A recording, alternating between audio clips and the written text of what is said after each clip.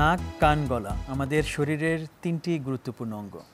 এসব অঙ্গে সাধারণ সর্দি কাশি, গলা ব্যথা থেকে শুরু করে ক্যান্সারের মতো জটিল অসুখও হতে পারে। আজ আমরা নাক, কান, গলার নানানবিধ অসুখ নিয়ে কথা বলবো। সুপ্রিয় দর্শক, সকলকে আমন্ত্রণ জানাচ্ছি প্ল্যানেটারি হেলথ একাডেমিয়া সুরক্ষায় প্রতিদিনের আজকের আয়োজনে, পাওয়ার্ড বাই ইউনাইটেড হসপিটাল। আমাদের সাথে আজকের এই আয়োজনে নাক, কান, গলার নানান অসুখ এর চিকিৎসা এবং প্রতিরোধ নিয়ে কথা বলার জন্য দুজন শীর্ষ বিশেষজ্ঞ যুক্ত হয়েছেন। চলুন তাদের সাথে আলোচনায় যাই। দর্শক, আপনাদের এটাও জানিয়ে রাখি যে আপনারা আজকে সরাসরি আমাদের স্ক্রিনে দেখানো যে নাম্বার, সেখানে কল করে আপনাদের কোনো সুনির্দিষ্ট প্রশ্ন থাকলে পরিচয় দিয়ে সেই প্রশ্ন করতে পারবেন এবং আপনাদের সমস্যার সমাধান আমাদের বিশেষজ্ঞদের কাছ থেকে চাইতে পারবেন। তাহলে চলুন আমাদের অতিথিদের কাছে ফিরে যাই। আমরা আমন্ত্রণ জানাচ্ছি স্টুডিওতে প্রফেসর ডাক্তার মোহাম্মদ মনোয়ার হোসেনকে। Professor doctor Monowar Hossain, senior consultant, ENT and head neck surgery বিভাগ, United Hospital. Doctor Monowar Hossain, স্বাগত জানাচ্ছি আমাদের অনুষ্ঠানে। আসসালামু আলাইকুম সুপ্রিয় দর্শকবৃন্দ। ধন্যবাদ। আমরা আমন্ত্রণ জানাচ্ছি ডাক্তার শাহরিয়ার আরাফাত সৌরভকে। তিনি সহযোগী অধ্যাপক, নাক, কান, গলা ও হেড নেক সার্জারি বিভাগ, ঢাকা মেডিকেল কলেজ হাসপাতাল। তিনি consultant, BRB hospital. Doctor Arafat Sourav, স্বাগত আমাদের অনুষ্ঠানে। ধন্যবাদ আপনাকে, ধন্যবাদ চ্যানেল 24-কে আমাকে স্বাগত জানানোর জন্য, এবং আজকের যারা শুধু দর্শক আপনারা এই লাইভ প্রোগ্রামটি দেখছেন আপনাদেরকেও ধন্যবাদ। ধন্যবাদ। প্রথমেই ডাক্তার মোহাম্মদ মনোয়ার হোসেন, আপনার কাছে আসি। নাক, কান, গলা তিনটি আপাত দৃষ্টিতে আলাদা আলাদা অঙ্গ মনে হয়, কিন্তু যখন আমরা অসুখ বিসুখের বিষয়ে কথা বলি বা আপনাদের কাছে যখন আমরা যাই অসুখ নিয়ে, তখন এরকম একটি স্পেশালিটি আমরা দেখি যে নাক, কান, গলা একজন ডাক্তারই তিনটা অঙ্গ দেখছেন রোগীর। আসলে এই তিনটি অঙ্গের অসুখের ভিতরে কি কোনো সম্পর্ক আছে যে কারণে আপনারা এই ধরনের অসুখ একসাথেই ট্রিটমেন্ট করতে পারেন বা কিছু? এটা অত্যন্ত সুন্দর একটা কোশ্চেন। আসলে নাক, কান, গলা এই তিনটা একটা আরেকটার সাথে ওতপ্রোতভাবে জড়িত। সাধারণত দেখা যায় গলার কোনো অসুখ যদি হয়, সেই অসুখের থেকে কানও এফেক্ট হতে পারে এবং নাকও এফেক্ট হতে পারে। যেহেতু একটা অঙ্গ আরেকটা অঙ্গের সাথে জড়িত, অসুখও এরকম একটার সাথে আরেকটা জড়িত থাকে। সেই জন্যই আসলে আমাদেরকে ইএনটি স্পেশালিটিতে আমরা ইএনটি স্পেশালিস্ট বলা হয়, যেহেতু আমরা তিনোটাই একই সাথে চিকিৎসা করি। আর চিকিৎসা তিনটার ক্ষেত্রে মোটামুটি একই ধরনের, হয়তো প্রসেসটা একটু অন্যরকম হলেও কিন্তু চিকিৎসার যে মেইন যে প্রিন্সিপালটা সেটা আসলে একই ধরনের। আচ্ছা, সে কারণে তিনটি অঙ্গের অসুখের ক্ষেত্রে আমরা আসলে আপনাদের শরণাপন্ন হতে পারি। আমি ডাক্তার শাহরিয়ার আরাফাত সৌরভ, আপনার কাছে আসি। আমরা আসলে তিনটি অঙ্গেরই আলাদা আলাদা করে একটু খুঁজবো যে কী কী রকমের অসুখ হয়। প্রথমেই আমি যদি আপনার কাছে আসি নাকের অসুখ সম্বন্ধে। নাকে সাধারণত কি কি অসুখ বিসুখ হয়, এবং আপনারা যখন আউটডোর পেশেন্ট দেখেন, যেমন ঢাকা মেডিকেল কলেজে অনেক রোগী আসে, কোন কোন অসুখ বেশি চোখে পড়ে নাকের ক্ষেত্রে? কমনলি নাকের যে সমস্যাগুলি শিশু এবং বড় এবং বৃদ্ধ সবারই হতে পারে। কমন কিছু ডিজিজ যেমন হচ্ছে নাক বন্ধ থাকা, নাক দিয়ে কমন কোল্ড, যেটা নাকে সর্দি আসা, আমরা যেটা সাইনোসাইটিস বলি। এরপরে যেমন দেখা যায় হঠাৎ করে নাক দিয়ে রক্ত বের হওয়া, এপিস্টেক্সিস যেটাকে বলা হয়, এগুলি খুব কমন ডিজিজ নাকে। এছাড়াও নাকে আপনার অনেক সময় নাকের কিছু খারাপ রোগও হতে পারে, হ্যাঁ। কিন্তু আবার নাকে কিছু ইনফেকশন হয়, যেমন ভেস্টিবুলাইটিস হয়, নাকের ভিতর ফোড়া হয়, নাকে ব্যথা হচ্ছে, নাক হঠাৎ ফুলে গেল, এই ধরনের কিছু ডিজিজ হয়। এছাড়া আরেকটা কমন খুব ডিজিজ দেখা যায়, যেটাকে আমরা বলি ডেভিয়েটেড নেজাল সেপ্টাম, নাকের যে আমাদের মাঝের পর্দাটা সেটা বাঁকা হয়ে যায়। এটা খুবই কমন একটা ডিজিজ। সাথে অ্যাসোসিয়েটেড সাইনোসাইটিস থাকে। এইসব সমস্যাগুলি নাকে বেশি হয়। এছাড়াও যে আমরা পাই, যেমন যে নাকের বিভিন্ন ধরনের ক্যান্সার নিয়েও আমাদের কাছে আসে, হ্যাঁ, যেমন সাইনোনাজাল ম্যালিগনেন্সি বলি, এরকম নাক এবং তার নাকের পাশে কিছু আমাদের বায়ুথলি আছে, যেটাকে আমরা সাইনাস বলি। এইসব রিজনে কিছু ক্যান্সার নিয়েও আসে। এটা ছোটদেরও হতে পারে বা বড়দেরও হতে পারে। আচ্ছা, খুব ছোট করে যদি একটু জিজ্ঞেস করি যে অনেক সময় অনেক ডাক্তার বলেন, অনেকেই বলেন, অভিমত দেন যে নাকে যদি সমস্যা হয় তাহলে সেই সমস্যা মাথা ব্যথা পর্যন্ত পৌঁছতে পারে। নাকের এই যা বললেন তার সাথে মাথা ব্যথার সম্পর্কটা কতখানি ঘনিষ্ঠ আছে? আমি আপনাকে প্রথমেই বলেছিলাম যে নাকের আমাদের যে নোজ, এক্সটার্নাল নোজ, তার দুই পাশে কিছু ফাঁকা জায়গা থাকে, এটাকে বলে সাইনাস, বায়ুথলি বলে, হ্যাঁ। এরকম যেমন আমাদের বড় দুইটা সাইনাস, ম্যাক্সিলারি, এথময়েড, অনেক সাইনাস আছে। এই সাইনাসগুলোর কাজ হচ্ছে যে নর্মালি যে এই সাইনাসগুলোতে যদি প্রদাহ হয়, ইনফেকশন হয়, তখন সাইনোসাইটিস বলি। তখন হয় কি, এই সাইনাসগুলা থেকে ড্রেন হতে পারে না সিক্রেশন, ন্যাজাল যে সিক্রেশনগুলি, তখন এটা পুরাটা ফিল আপ হয়ে যায়। এবং ফিল আপ হয়ে গেলেই তখন পেশেন্ট আমাদের কাছে নিয়ে আসে, নাক দিয়ে পাকা সর্দি আসছে, তার মাথা ব্যথা হচ্ছে, মাথা ভার হচ্ছে। নর্মালি কিন্তু এই বায়োথলিগুলোতে থাকে এয়ার, বাতাস।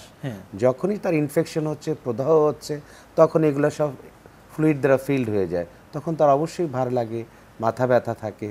কমনলি এই জিনিসটা নিয়ে এটা স্বাভাবিক অনেক বিষয়। একটা ভালো যুক্তি পাওয়া গেল যে আসলে কেন নাকি অসুবিধা হলে আমাদের মাথা ব্যথা হতে পারে। আমরা যদি আসি প্রফেসর ডক্টর মনোয়ার হোসেন আপনার কাছে, যে কানের যে প্রসঙ্গটা সেটাও আমরা একটুখানি জেনে নিই, যে কানের সাধারণত কি কি অসুখ আপনারা বেশি পরিমাণে পান আমাদের দেশে? কানের যে অসুখ সেটা যদি আমরা ভাগ করি তাহলে দেখা যায় যে বাচ্চাদের এক ধরনের অসুখ হয়, বড়দের আরেক ধরনের হয়।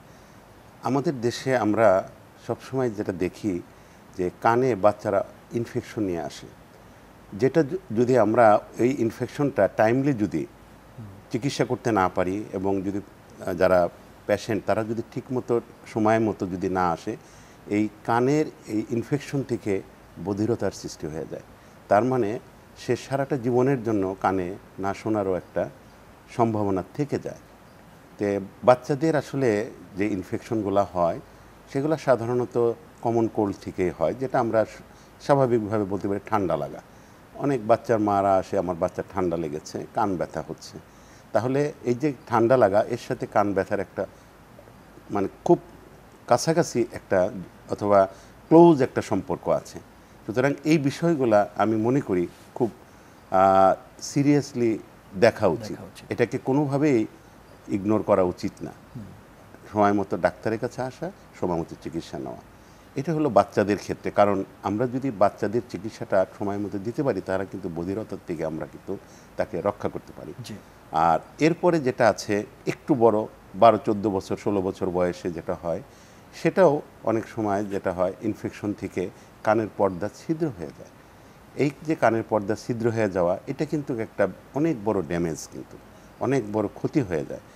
তবে খুবই সুখের কথা, আমাদের দেশে এই ধরনের পেশেন্টের খুব সফল চিকিৎসা প্রায় প্রত্যেকটা বড় বড় সেন্টারেই হচ্ছে। ঢাকা না, শুধু ঢাকার বাইরেও এই কানের পর্দা যাদের ছিদ্র হয়ে যায়, এটাকে জোড়া লাগানোর ব্যবস্থা শুধু যে ঢাকা কেন্দ্রিক তা না, এটা বাংলাদেশের বিভিন্ন জায়গায় আমাদের হেলথ সেক্টরের যেগুলো আছে, বিশেষ করে সরকারি হাসপাতাল যেগুলো আছে, সেগুলোতে পর্যাপ্ত ব্যবস্থা আছে। আর এরপরে আমরা যদি বলি একটু বয়স্ক মানুষের ক্ষেত্রে যদি বলি, সেই ক্ষেত্রে আসলে কানে কম শোনা নিয়ে আসে আমাদের। এই যে বয়স্ক মানুষ যারা আসে কানে কম শোনা নিয়ে, এটা নিয়ে অনেকের মনে অনেক প্রশ্ন জাগতে পারে যে এই যে বয়স্ক লোকটা কানে শুনতে পারে না, এটা কারণ কি হতে পারে? বাচ্চাদের ক্ষেত্রে যেমন বলেছি ইনফেকশন, মধ্যবয়সী এদেরও ইনফেকশনের জন্য পর্দাই হয়ে যায়। কিন্তু বয়স্ক যারা, তারা যে কানে কম শুনে, এটার কারণ কিন্তু ওই দুটা কমন না। আমি কমন কারণগুলোই বলছি, এটাই আমি দর্শকদেরকে বোঝাতে চাচ্ছি যে সবগুলা অসুখই কিন্তু এক নয়, বাচ্চাদের, মধ্যবয়সী এবং যারা বয়স্ক। তো বয়স্কদের যেটা হয় সাধারণত দেখা যায় যে বয়সজনিত কারণে কানের কম শোনার একটা সমস্যা হতে পারে। সেটা আসলে যেটা হয় অনেক সময় নার্ভের উইকনেসের জন্য, ডিজিজ প্রসেসের জন্য আসলে এরকম কানে কম শোনা নিয়ে আমাদের কাছে আসে। আসলে ওইটার প্রতিকার যদি আমরা করতে যাই, আমার মনে হয় প্রতিকার আমরা পরে আসবো, অবশ্যই আমি প্রতিকারগুলো বলবো। তবে একটা জিনিস দর্শকদের কাছে আমি বলতে চাই যে সব বয়সের কানে কম শোনা একই কারণে নয়, চিকিৎসাও একরকম হবে না, চিকিৎসাটাও আলাদা, প্রতিকারও আলাদা। অনেক ধন্যবাদ ডক্টর মোহাম্মদ মনোয়ার হোসেন। আমাদের সাথে একজন দর্শক যুক্ত হয়েছেন, আমরা তার কাছ থেকে একটা প্রশ্ন নিই। দর্শক, আমাদেরকে আপনার প্রশ্ন করুন, আপনার পরিচয় দিয়ে। আসসালামু আলাইকুম, আমি ঝিনাইদহ থেকে মশিয়ার বলতেছি। আমার মনে করেন যে মাছের কাঁটা যদি গলায় বেঁধে যায়, তাৎক্ষণিক কি করণীয়? আচ্ছা, চমৎকার একটি প্রশ্ন এবং খুবই সাধারণ একটি স্বাস্থ্য সমস্যা সারা বাংলাদেশের জন্য। এই প্রশ্নটি ডক্টর আরাফাত সৌরভ আপনার কাছে। মাছের কাঁটা গলায় বেঁধে গেলে কি করণীয়? জি, ধন্যবাদ আপনাকে। খুব চমৎকার এবং খুবই কমন কোশ্চেন আমাদের এই কোশ্চেনগুলো। এটা আমরা এই বিষয়টা প্রায়শই আমরা নিজেরাও ফেস করি। এই ক্ষেত্রে আমি বলবো যে এই ক্ষেত্রে আমি বলবো যে যদি গলায় মাছের কাঁটা বিঁধেই যায়, তাহলে আমরা যেন টোটকা চিকিৎসাগুলি না করি, যেগুলি করে নিয়ে আমাদের কাছে আসে। এটা খুবই ভয়াবহ অবস্থা হয়। অনেকে দেখা যায় আমাদের যেসব টোটকা চিকিৎসা আছে, বলা হয় যে বেশি করে ভাত মুঠো করে খেলে, কলা খেলে, এটা কিন্তু আরও সমস্যা হয়। অনেক সময় হাত দিয়ে বের করার চেষ্টা করা হয়। এরকম যদি হয়, এখন বাংলাদেশে আমার মনে হয় যে এমন কোনো উপজেলা বা এই জেলায় নেই যেখানে ইএনটি ডাক্তার আছে। মাছের যদি কাটা বেঁধেই যায়, এখন বিভিন্ন জায়গায়, অনেক সময় ম্যাক্সিমাম জায়গা হয় আমাদের গলার টনসিলের 2টা জায়গায় হয়, অনেক সময় আরও নিচের দিকেও হয়, জিহ্বার গোড়ার দিকেও হয়। চাইলেও রুগীরা হাত দিয়ে এটা বের করতে পারবে না। আমরা মনে করি যে সেটার চেষ্টা না করে উনি অবশ্যই যেন একজন ইএনটি স্পেশালিস্টের সাথে, নাক কান গলা বিশেষজ্ঞের সাথে দেখা করে।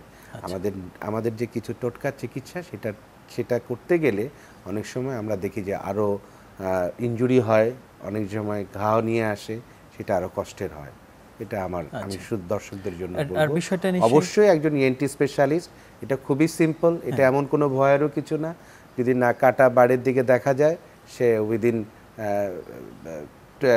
20 সেকেন্ড বা 1 মিনিট এই কাটাটা বের করে দেওয়া সম্ভব। আচ্ছা, এই জন্যই আমি বললাম যে এটা যেন অবশ্যই একটু যদি দর্শকদের সুবিধার্থে বলেন যে সাধারণত কিভাবে একজন ইএনটি স্পেশালিস্টের কাছে যায়, ওনারা কি বিশেষ কোনো যন্ত্র বা কোনো কিছু ব্যবহার করে? বিশেষ কোনো যন্ত্র না, যেমন দেখা যায় যে আমাদের হেডলাইট আছে, এটা টাং ডিপ্রেসার দিয়ে চাপ দিয়ে ধরে কাটা দেখা যাচ্ছে, সিম্পলি কাটাটা নিয়ে আসে। আচ্ছা, কিন্তু এটা না করে যতই আপনি অনেক কিছু খেতে যান, তত আরও কি হয়, এটা আরও ভিতরের দিকে ঢুকে যায়। হয়তো 100টার মধ্যে 90টার ক্ষেত্রে এই অবস্থা, 10টা হয়তো চলে যেতে পারে, যায় না যে তা না, কিন্তু তারা আবার হাত দিয়ে বের করার চেষ্টা করে, এতে আরও কষ্টই বাড়ে রোগীদের। আচ্ছা, সেটি চমৎকার। ধন্যবাদ ডক্টর আরাফাত সৌরভ। এটি অনেক মানুষেরই আসলে সমস্যায় পড়ে। বাংলাদেশে আমরা বলি মাছে ভাতে বাঙালি, সুতরাং এই মাছের কাটার সমস্যা আমাদের কমন। এবং ইভেন কি এটা সরকারি হাসপাতালগুলোতেও কিন্তু এই যে উপজেলা লেভেলে যে নরমালি সরকারি হাসপাতালে ইএনটি ডাক্তারের কাছে না, যে কোনো একটা সরকারি হাসপাতালে ইমার্জেন্সিতে গেলেও এটা বের করে দিবে। জি, অনেক সব জায়গায় আছে। হ্যাঁ, সেটি। আমরা আপনার কাছে একটু ফিরি, যেহেতু গলার প্রসঙ্গ এসছে, গলার অসুখ নিয়েও আমার মনে হয় একটুখানি আলাপ হওয়া দরকার।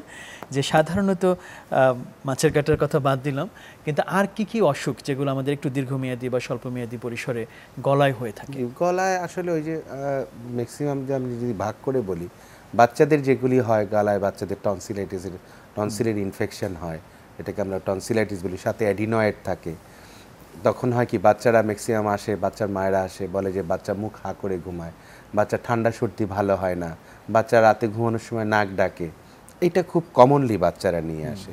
এছাড়া বড়দেরও টনসিলাইটিস হয়, গলায় ফ্যারিঞ্জাইটিস নিয়ে আসে। গলার বলতে যে অনেক সময় জিহ্বার ঘায়ের কারণেও তার ঢোক গিলতে কষ্ট হয়। এইসব কমন ডিজিজগুলো গলার জন্য আমরা নিয়ে আসি। এছাড়াও আরও কিছু, যদি আরও গলার কিছু খারাপ রোগও হয়, অনেক সময় টনসিলে ক্যান্সার হতে পারে, জিহ্বায় মুখে ঘা, এগুলো নিয়েও নিয়ে আসে। যে খালি যে সে তার মুখগহ্বরের কোনো কিছু ঘা হলেই বা কষ্ট হলেই কিন্তু তার ঢোক গিলতে বা খেতে কষ্ট হয়, হ্যাঁ, এগুলি কমনলি নিয়ে আসে। এছাড়া কিছু অ্যাসিডিটি প্রবলেমের জন্য গলায় ক্রনিক কিছু সমস্যা নিয়ে, যেটাকে আমরা বলি ক্রনিক ফ্যারিঞ্জাইটিস, এগুলো নিয়েও আসে। অ্যাকিউট ফ্যারিঞ্জাইটিস, কমনলি এইসব রোগগুলি নিয়ে আসে। কিছু আনকমন রোগ তো অবশ্যই আছে, তবে গলার কিছু ক্যান্সারও নিয়ে আসে আমাদের খাদ্যাভ্যাসের কারণে। ওরোফ্যারিঞ্জিয়াল ক্যান্সার যেটাকে আমরা বলি, এই রিজনে ক্যান্সারও এখন হচ্ছে খুব বেশি আমরা ক্যান্সারের প্রসঙ্গে একটু আলাদা করে আলাপ করব, কারণ আসলে বিষয়টি অনেক বড় একটি সমস্যা আমাদের দেশের প্রেক্ষাপটে।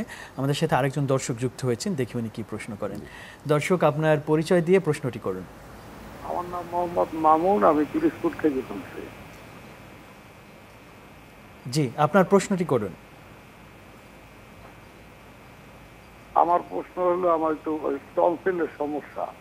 টনসিলের সমস্যা বিগত দিন থেকে ফেস করছি, কিন্তু অ্যান্টিবায়োটিক খাইছি, এখনো সমস্যাটা বিরাজমান আছে এবং জিহ্বার নিচে একটু ঘা। এই ক্ষেত্রে আমি কি পরামর্শ চাই? অনেক ধন্যবাদ দর্শক প্রশ্নটি করার জন্য। আপনার এই প্রশ্নটির মাধ্যমে অনেক মানুষ তাদের নিজেদের এই ধরনের সমস্যার উত্তর পাবেন। আমরা চাচ্ছি যে আপনার সমস্যাটির সমাধান হোক। আমরা যাচ্ছি ডক্টর আরাফাত সৌরভ আপনার কাছে। ওনার কিন্তু ভদ্রলোকের দুইটা সমস্যার কথা বলেছেন, একটা হচ্ছে গলার টনসিলের সমস্যা এবং জিহ্বার নিচে ঘা। সেটাই, এখন দুইটা সমস্যা একসাথে ওনার। এই ক্ষেত্রে আমি বলবো যে উনি কিন্তু অ্যান্টিবায়োটিক খেয়েছেন, ভেরি গুড, কিন্তু এখন দেখা যায় যে যাদের টনসিলের বারবার, আমরা বলি রিকারেন্ট ইনফেকশন, অনেক সময় দেখা যায় একটা মানুষের বছরে 4-5 বারও ইনফেকশন হচ্ছে, বারবার ইনফেকশন হচ্ছে। এখন সেই ক্ষেত্রে ওনাকে খালি যে অ্যান্টিবায়োটিক খেলেই যে ওনার ভালো হয়ে যাবে তা না, কিছু জিনিস মেনেও চলতে হবে। জিহ্বার নিচে যেহেতু ঘাও আছে, ওনার ওরাল হাইজিন মেনটেন করতে হবে। তারপরে আমরা কিছু ওয়ার্ম স্যালাইন ওয়াটার গার্গেল বলি, হালকা কুসুম গরম পানিতে গড়গড়া করা। টনসিলের সাথে অনেক সময় আমাদের রিফ্লাক্স থাকে, যাদের জার্ড বলি, যে তখনও কিন্তু এরকম ফ্যারেঞ্জাইটিস টনসিলাইটিস নিয়ে আসে, সেগুলো আগে মেনে চলা। এরপরেও যদি তার না ভালো হয়, যে তাকে যদি বারবার এরকম ইনফেকশন হচ্ছে, যার ফলে তার কর্মক্ষেত্রেও তার সমস্যা হচ্ছে বারবার, এবং ওনাকে এই রোগটা নিয়ে ভুগতে হচ্ছে, আমি বলবো ওনাকে একজন নাক কান গলা ডাক্তারের পরামর্শ নিতে। কারণ রিকারেন্ট টনসিলাইটিস থেকে ওনার যদি বারবার এরকম কষ্ট পেতে থাকে, তখন কিন্তু টনসিলেক্টমি একটা আমরা বলি, অপারেশন করে নেওয়াটা ভালো। যদি বারবার হচ্ছে, কতবার অ্যান্টিবায়োটিক খাবে। এবং আপাতত উনি অ্যান্টিবায়োটিকের চেয়ে উনি যদি মেনে চলে, গড়গড়া করে, অ্যান্টি আলসার অনেক সময় আমরা প্রেসক্রাইব করে থাকি, এবং আমি বলবো নাকি একজন সাথে সাথে ইএনটি ডক্টরের পরামর্শ নিন, নাক কান গলা ডাক্তার। ডক্টর সৌরভ, আপনার কাছে যে প্রশ্নটি ছিল খুব ছোট করে যদি একটু বলেন, যে জিহ্বার নিচের দিকে কিছু ঘা আছে এমন প্রশ্ন দর্শক করেছিলেন। হ্যাঁ, এটা খুবই ধন্যবাদ আপনাকে। এই দর্শকের এই বিষয়টা নিয়ে আমি যেটা বলতে চাচ্ছিলাম, জিহ্বার ঘার অনেকগুলি কারণ থাকে। এখন ওনার এই ঘাটা কত দিনের সেটা কিন্তু উনি বলেননি। সরি, যদি আমরা দেখি যে জিহ্বার মেনলি অনেক বিভিন্ন কারণগুলোর মধ্যে জিহ্বার ওরাল হাইজিন, যে মুখের যে হাইজিন আমরা মেনটেন করা, রেগুলার দাঁত ব্রাশ করা, মুখ পরিষ্কার রাখা, অনেকে আমাদের খাদ্যাভ্যাসবশত আমরা পান সুপারি জর্দা খাই, এগুলি যাতে উনি করে। এবং দেখতে হবে যে এই ঘাটা ওনার কত দিনের। যদি ওনার এটা অনেক সময় আমরা জিহ্বার এই ঘায়ের জন্য কিছু ওরাল মাউথ ওয়াশ, তারপর সাথে কিছু আমরা ক্রিম বা মলম দিয়ে ইউজ করে থাকি।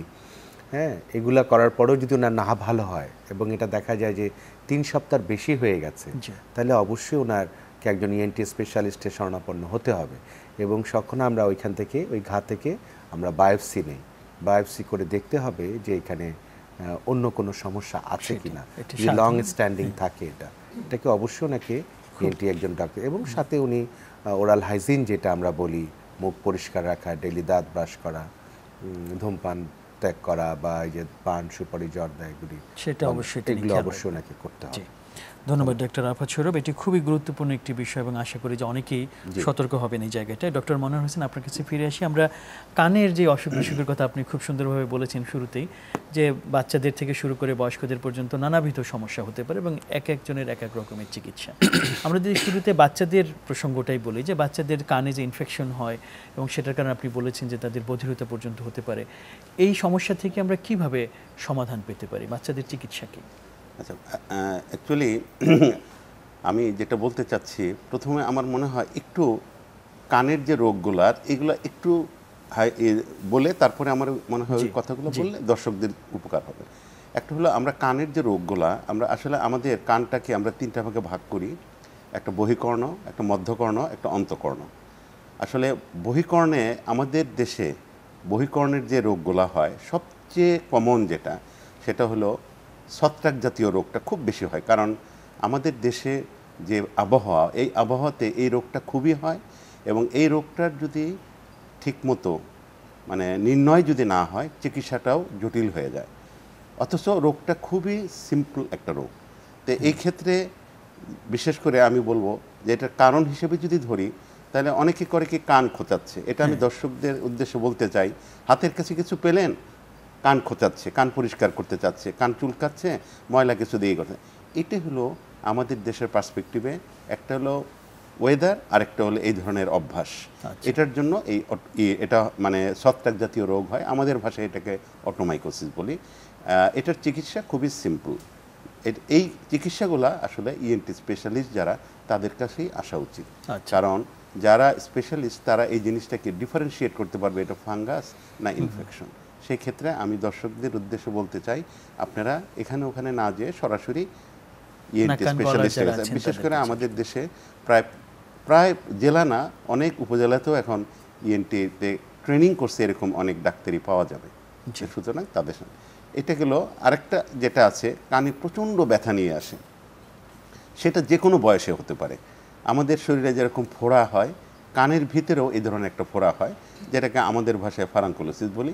এইটা নিয়ে যখন মানুষ আসে প্রচণ্ড ব্যথা এবং এমন হয় যে একটা রাত্রে সে ঘুমাতে পারে নাই। তো এই যে ধরনের ফোড়াটা, এই ফোড়াটার জন্য চিকিৎসাও কিন্তু খুব স্পেসিফিক চিকিৎসা, এবং এটাও যদি ঠিক মতো নির্ণয় না হয় তাহলে চিকিৎসা এদিক ওদিক হয়ে গেলে তখন হয় কি রোগীদের সাফারিংটা বেড়ে যায়। সুতরাং এই দুইটা কমন রোগ আমাদের দেশে, আমাদের মানে অভিজ্ঞতার আলোকে আমি যেটা বলতে চাচ্ছি, এই দুইটা রোগ আমরা খুব বেশি পাই। এটা হলো বহিঃকর্ণ। মধ্যকর্ণে যেটা হয় আমরা এটাকে বলি অটাইটিস মিডিয়া। এটার আবার একটা হলো যে অ্যাকিউট, মানে হঠাৎ করে হয়, যেটা বাচ্চাদের খুব বেশি হয়। আপনি বলছিলেন বাচ্চাদের, হ্যাঁ বাচ্চাদের এটা খুব বেশি হয় বিভিন্ন কারণে। ডাক্তার সৌরভ আরাফাতুনি বলেছেন যে গলার থেকে মানে অনেক রোগ, বাচ্চাদের অ্যাডিনয়েডের কথা বলেছেন, টনসিলের কথা বলেছেন। এগুলোর সাথে আসলে কানের এই হঠাৎ প্রদাহ, যেটাকে আমরা বলি অ্যাকিউট অটাইটিস মিডিয়া, এইটা হয়। এবং এটার চিকিৎসাটাও খুব দ্রুত এবং ঠিকমতো যদি সুনির্দিষ্টভাবে যদি না করা হয় তাহলে সেই যে কানের পর্দাটা নষ্ট হয়ে যায় এবং বধির হয়ে যায়। সুতরাং দর্শকদের উদ্দেশ্যে আমি বলতে চাই, এই ধরনের যদি কোনো বাচ্চা মানে আসে আমাদের কাছে যদি আসে, তাহলে আমরা যদি ঠিক সময়ে ঠিক মতো চিকিৎসা দিতে পারি, অনেক বড় একটা, যেটা নাকি বাংলাদেশে একটা বিরাট বার্ডেন হচ্ছে বধিরতা সংক্রান্ত, সেটার থেকে আমরা প্রিভেন্ট করতে পারি। আরেকটা প্রদাহ আছে দীর্ঘমেয়াদী। এই দীর্ঘমেয়াদী প্রদাহটা সেটা হলো যে এটা বিশেষ করে গ্রামগঞ্জের যে বাচ্চারা, তারা নদীতে গোসল করে ইটি করে, কানে ইনফেকশন হয়ে পর্দাটা যেমন ফেটে যায়, একটা হঠাৎ প্রদাহে ফেটে যেতে পারে, আরেকটা মানে দীর্ঘমেয়াদী ইনফেকশনের জন্য পর্দা ফেটে যেতে পারে। তো এই যে ফেটে যাওয়াটা, এই যে দীর্ঘমেয়াদী এটা যদি আমরা ঠিকমতো চিকিৎসা যদি না করি তাহলে কিন্তু তার বধিরতা দিন দিন বাড়তে থাকবে এবং আলটিমেটলি একটা সময়ে যে সে অনেক কানে কম শুনবে। তো এই একটা বিষয়। আর আরেকটা বিষয় আছে, ডাক্তার সৌরভ বলেছেন যে অ্যাডিনয়েড বলে একটা মানে গ্রন্থি আছে যেটা নাকের পিছনে হয় এবং এটা টনসিলের সাথে রিলেটেড। এই অ্যাডিনয়েড যদি থাকে এবং টনসিলের প্রদাহ যদি বারে বারে হয় তাহলে মধ্যকর্ণে একটা অসুখ হয় যেটা আমরা বলি ক্রনিক সাপোরেটিভ অটাইটিস মিডিয়া বলি আমরা। এবং ওখানে এমন ধরনের কিছু মানে জিনিসের সৃষ্টি হয় যারা হাড় খেয়ে ফেলে এবং কানের সাথে ব্রেনের সম্পর্কটা খুবই কাছাকাছি এবং চিকন একটা খুবই পাতলা একটা পর্দার মতো হাড় দিয়ে এটা আলাদা করা থাকে। ওই রোগটা যদি হয় তাহলে কিন্তু ব্রেনে ইনফেকশন চলে যায় এবং ব্রেনে যদি বাচ্চাদের বিশেষ করে এটা বেশি হয় 15-16 বছরের মধ্যে হয়, এটা 5 বছর থেকে আরম্ভ করে 15-16 বছরে ওই রোগটা যদি হয়, ওটা যদি ঠিকমতো চিকিৎসা না করা হয়, ডায়াগনোসিস যদি না হয় তাহলে ব্রেনে ইনফেকশন হয়ে ব্রেনে পুঁজ হয়, এটা কিন্তু জীবনাবসান হয়ে যেতে পারে, মারা যেতে পারে। সুতরাং এই ধরনের যদি সমস্যা থাকে, ওই যে প্রথমেই আমি বলেছি যে নাক কান গলা একটার সাথে আরেকটা ওতপ্রোতভাবে জড়িত। সুতরাং শুধু কানের অসুখ দেখলেই চলবে না, তার গলাতে আছে কিনা সমস্যা, তার অ্যাডিনয়েড আছে কিনা, টনসিল আছে কিনা, এগুলো একটু দেখতে হবে। সেই ক্ষেত্রে আমি বলবো ওই ধরনের বাচ্চা যারা অবশ্যই একজন ইএনটি স্পেশালিস্টের কাছে আসতে হবে। একটা প্রশ্ন এসছে আবার, উনি যুক্ত হয়েছেন, আমরা একটু প্রশ্নটি নেই। দর্শক আপনার পরিচয় দিয়ে প্রশ্নটি করুন। আসসালামু আলাইকুম। ওয়ালাইকুম আসসালাম। আমি ময়মনসিংহ বাবুখা থেকে বলছিলাম যে রোগীর হলো এই গলায় ব্যথা এবং জ্বলাপোড়া করে আর কি। আর এখন ডাক্তারের শরণাপন্ন আছি ডাক্তার শাকের আহমেদ, উনি 10 দিনের জন্য দিচ্ছিল জেনি প্লাস 10 দিন, ফেনাডিন এটা একটা কইরা, নেক্সপ্রো এটা 2টা কইরা, ওমিডন এটা দিছিল, আর পরে দিচ্ছে বিটা লীলা। জি, এটা চলতেছে কিন্তু এই ওষুধে কোনো কাজ হইতেছে না। আচ্ছা দর্শক আপনার প্রশ্নটি আমরা বুঝতে পেরেছি। আমরা দেখি, আমার মনে হয় ডাক্তার আরাফাত সৌরভ আপনি বোধহয় একটু প্রশ্নটা অ্যাড্রেস করলে ভালো হয়, যে দীর্ঘদিন ধরে গলা ব্যথা আপনি শুনেছেন, একটু যদি। জি ধন্যবাদ। আসলে ওনার কিন্তু সমস্যাটা মাত্র 10 দিনের, আর ওনার গলার প্রদাহ আমি তখন বলেছিলাম যেটাকে আমরা বলি ফ্যারিঞ্জাইটিস। এখন এটার সাথে কিন্তু ওনার আরও কিছু বিষয় জড়িত এবং যিনি ডাক্তার সাহেব যিনি ওনাকে চিকিৎসা দিয়েছেন, আমি মনে করি সঠিক চিকিৎসাই দিয়েছেন। ওনাকে একটু ধৈর্য ধরতে হবে। আসলে আমাদের দেশের রোগীরা ভাবে যে চিকিৎসা দিয়েছে আমি পরের দিনই ভালো হয়ে যাব, বাট বিষয়টা এরকম হয় না। ওনাকে অবশ্যই এর সাথে কিছু জিনিস মানতেও হবে। একটা চিকিৎসার একটা টোটাল কোর্স আছে, সেই কোর্সটাও ওনাকে কমপ্লিট করতে হবে। আমি মনে করি ওনার এই চিকিৎসার ব্যাপারটা যদি অ্যান্টিবায়োটিকের কোর্স যতদিন দিয়েছে, বাদবাকি ওষুধগুলি ওনার যেমন ওনাকে কিন্তু ওনাকে এন্টিআলসেন বা আমরা যেটাকে গ্যাস্ট্রিকের ওষুধ বলি, আমার যেটা ওনার কথায় মনে হচ্ছে ওনার গলার প্রদাহটা কিন্তু ওনার পেটের সাথেও অনেক সময় জড়িত হয়। হ্যাঁ, তখন আমরা যেটাকে আমরা বলি আমাদের গলার থেকে পেটের থেকে অনেক সময় অ্যাসিড চলে আসে গলায়। অনেক সময় আমাদের খাদ্যাভ্যাসে দেখা যায় আমরা অনেক লেট নাইটে খাওয়া দাওয়া করি, খাওয়া দাওয়া করে শুয়ে পড়ি। শুয়ে পড়লে তখন কি হয়, ওই যে আমাদের রিফ্লাক্স হয়, আমাদের পাকস্থলী থেকে স্টমাক থেকে অ্যাসিড চলে আসে আমাদের ইসোফ্যাগাসে বা খাদ্য রেখে, তখন এরকম বার্নিং হয়, এই প্রদাহ হয়। এবং ডাক্তার সাহেব কিন্তু ওনাকে এখানে অ্যান্টিআলসারেন্ট তারপরে আরও কিছু কিছু ওষুধ দিয়েছে যেগুলা রিফ্লাক্স ডিজিজের জন্য হয়।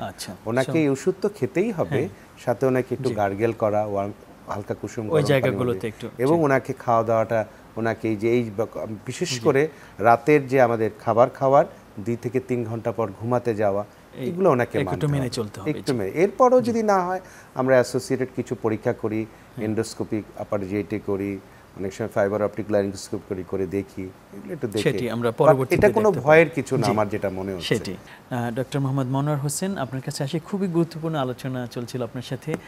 বিভিন্ন কানের যে 3টি অংশ আছে বা 3টি পর্যায়ে আপনি আলাদা আলাদা করে তার অসুখ বিসুখ বলছিলেন, ওটুকু আবার শুনতে চাই। আমি যেটা বলছিলাম যে মধ্যকর্ণে যে অসুখটা হয়, যেটা অ্যাডিনয়েডের সাথে রিলেটেড, ব্রেনে পর্যন্ত চলে যেতে পারে। এখন কথা হচ্ছে যে ব্রেনে গেছে কিনা কিংবা এই ধরনের রোগ ব্রেনে যাচ্ছে, এটা কিভাবে বোঝার উপায় কি? অনেকগুলা আছে, যেমন 12 বছরের একটা ছেলে অথবা মেয়ে হঠাৎ করে দেখা গেল তার বমি আরম্ভ হয়ে গেছে, মাথা ব্যথা, প্রচণ্ড মাথা ব্যথা, প্রচণ্ড বমি, অথবা মুখ বাঁকিয়ে গেছে এক সাইডে, কথা বলতে যেয়ে দেখা গেলো যে একদিকে মুখ বাঁকিয়ে গেছে, একদিকের চোখ বন্ধ করতে পারতেছে না। এগুলো আসলে বাহিরের যে উপসর্গগুলো, এগুলো দেখে বুঝতে হবে যে কানের যে অসুখটা এতদিন ছিল, আমি বলছি দীর্ঘমেয়াদী প্রদাহ যদি থাকে এবং এইরকম যদি হঠাৎ করে লক্ষ্য করা যায়, সেই ক্ষেত্রে অতি জরুরি ভিত্তিতে ইএনটি স্পেশালিস্টের শরণাপন্ন হতেই হবে। তাহলে এটা যদি ঠিকমতো অ্যাড্রেস না করা হয় এবং যদি ঠিকমতো সময় মতো যদি ডাক্তারের শরণাপন্ন না হয়, তাহলে কিন্তু জীবনের ঝুঁকি এসে পড়বে। তো সেই ক্ষেত্রে আমি বলবো এটা। আর এই ক্ষেত্রে যদি এমন হয় যে একটা রিমোট এলাকাতে, একটা উপজেলাতে আছে, সেখানে আসলে ডাক্তার যারা আছে, এমবিবিএস ডাক্তার যারা আছে, আমরা যখন ছাত্রদের পড়াই তখন আমরা অবশ্যই এই সিমটমগুলা তাদেরকে বলি, এবং আমার মনে হয় যে কোনো একটা কোয়ালিফাইড ডক্টর মানে এমবিবিএস ডাক্তার তারা এই সিমটমগুলা, সাইনগুলো দেখে বুঝতে পারবে কানের রোগটা ভয়াবহ, এবং সাথে সাথে পাঠাতে হবে মানে হায়ার সেন্টার যেগুলো, যেমন শহরের ডিস্ট্রিক্ট লেভেল অথবা ওখানে রেফার করতে হবে আর কি। তো এটাই হলো আমাদের, আমি কমন ওষুধগুলো বলছি। আর অন্তঃকর্ণে সাধারণত যেটা হয়, হঠাৎ করে দেখা গেলো একটা 40 বছর অথবা 35 বছরের মানুষ দেখা গেলো যে মাথা ঘুরাচ্ছে, উঠে বসতে পারতেছে না, পড়ে যাচ্ছে। তো এই যে ধরনের বমি হচ্ছে, সমস্ত শরীর ঘেমে যাচ্ছে, এইগুলা আসলে কানের যে উপসর্গগুলো, এটা আমরা ধরে নিতে পারি অন্তঃকর্ণে কিছু হয়েছে। আচ্ছা। এবং আরেকটা হতে পারে যে আমি হঠাৎ করে শুনছি না, কালকে ভালো শুনেছি, হঠাৎ করে আজকে সকালে উঠে দেখি শুনতে পাচ্ছি না। তাহলে এই যে এইগুলা মানে উপসর্গগুলা, এগুলা আসলে অন্তঃকর্ণের বিভিন্ন রোগের উপসর্গ। তাই আমাদের দেশে আমরা সাধারণত দেখি যেটা, যে অন্তঃকর্ণের প্রদাহ যেগুলো হয়, এটা ইনফেকশন থেকে হতে পারে, এটাকে আমরা ভেস্টিবুলাইটিস বলি। অনেক সময় মাথা ঘোরানো হয়, মাথা ঘোরা নিয়ে আসে, বমি নিয়ে আসে। এই ক্ষেত্রে অবশ্যই ডাক্তারের শরণাপন্ন হওয়া উচিত। আচ্ছা। আর আরেকটা হলো যে কানে কম শুনছে হঠাৎ করে, এই ক্ষেত্রে আমি বলবো যদি এরকম হয়, যেমন আজকে রাত্রে আমার কানের হিয়ারিংয়ে কোনো সমস্যা নাই, পরের দিন সকালে উঠে আমি হঠাৎ করে শুনছি না, এইটাও একটা অন্তঃকর্ণের রোগ। এই ধরনের রোগ যদি কারো হয়, অতি দ্রুত ডাক্তারের এবং ইএনটি স্পেশালিস্টের কাছে যেতে হবে। কারণ এই রোগটা 100 ভাগের মধ্যে শতকরা 67 থেকে 68 জনই মানুষ ডিউ টাইমে, নির্দিষ্ট টাইমে যদি চিকিৎসা দেওয়া হয়, একেবারেই ভালো হয়ে যাবে। আচ্ছা। আর যদি না দেওয়া হয় তাহলে চিরতরে বধির হয়ে যেতে পারে। এটা অন্তঃকর্ণের একটাই। সময় অনুযায়ী না, হ্যাঁ, খুবই জরুরি এখানে। আর আরেকটা আছে যেটা আস্তে আস্তে দেখা যাচ্ছে যে মাথা ঘোরাচ্ছে, বমি হচ্ছে এবং এর তীব্রতা বেড়ে যাচ্ছে। কানে এক ধরনের টিউমার হয় যেটা নার্ভের সাথে রিলেটেড। তো ওটা আসলে সাধারণত দেখা যায় যে 50-55 বছর বয়সেই বেশি হয় এবং একটা কান সাধারণত এফেক্ট হয়। তো ওই ধরনের যদি কোনো উপসর্গ কারো থাকে আমি বলবো ইএনটি স্পেশালিস্ট শরণাপন্ন হবে। অনেক অনেক ধন্যবাদ ডক্টর মনোয়ার হোসেন এত চমৎকারভাবে বিস্তারিতভাবে জানানোর জন্য। আমরা প্রায় শেষের দিকে চলে এসেছি।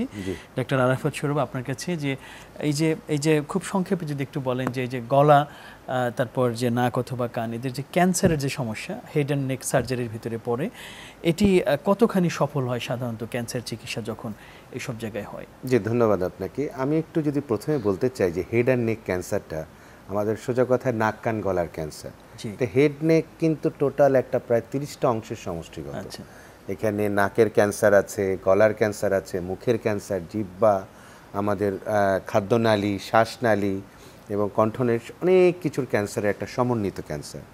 এটা কিন্তু আমরা কিন্তু এখন বলা হয় যে কোভিডের পরে প্যান্ডেমিক আকারে, কিন্তু এটা কোভিড যেমন একটা প্যান্ডেমিক ছিল, হেড নেক ক্যান্সারও কিন্তু এখন একটা প্যান্ডেমিকের মতো অবস্থা।